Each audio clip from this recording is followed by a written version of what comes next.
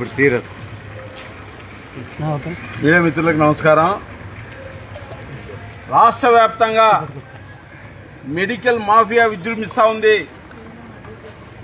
రోజు రోజుకి అరాచకాలు పెరిగిపోతూ ఉన్నాయి. రాష్ట్ర ప్రభుత్వం మెడికల్ ఏజెన్సీల మీద, మెడికల్ ఫ్యాక్టరీల మీద, మెడికల్ వ్యాపారం మీద ఎక్కడ అదుపు లేదు. రాష్ట్ర ప్రభుత్వమే ప్రత్యక్షంగా పరోక్షంగా మెడికల్ మాఫియాని ప్రోత్సహిస్తూ ఉన్నారు. అధికార పార్టీ, కూటమి పార్టీ నేతలే ఎక్కడికెక్కడ దీంట్లో భాగస్వాములు అయ్యారు.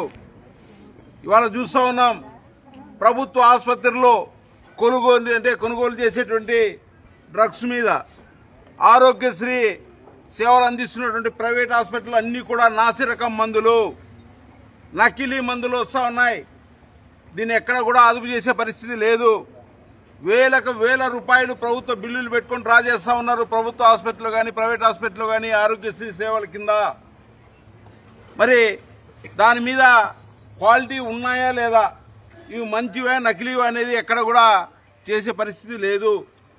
జిల్లా స్థాయిలో నకిలీ మందులు, మంచి మందులు అంటే నిర్ధారణ చేసేటువంటి ల్యాబులు ఉండాలి. ఎక్కడ కూడా ల్యాబులు లేవు. ఎక్కడ ల్యాబులు ఉన్నట్లు చూసినా కూడా నామమాత్రంగా ఉన్నాయి. ఇవాళ విచ్చలవిడిగా రేట్లు వేస్తూ ఉన్నారు. పేదవాడికి వైద్యం అనేది మరి అందని ద్రాక్షలా ఉంది.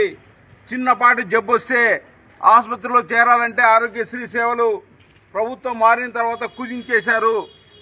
ఉన్నటువంటి జబ్బులకి చూపించుకోవాలన్నా కూడా ఎక్కడ కూడా అందుబాటులో లేవు.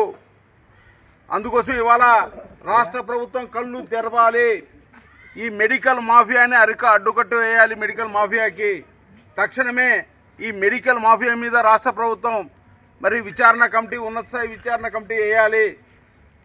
పేద ప్రజలకి వైద్యం అందిస్తున్నట్టు ప్రభుత్వ ఆసుపత్రిలో కానీ, ఆరోగ్యశ్రీ సేవలు అందిస్తున్నట్టు ప్రైవేట్ ఆసుపత్రిలో కానీ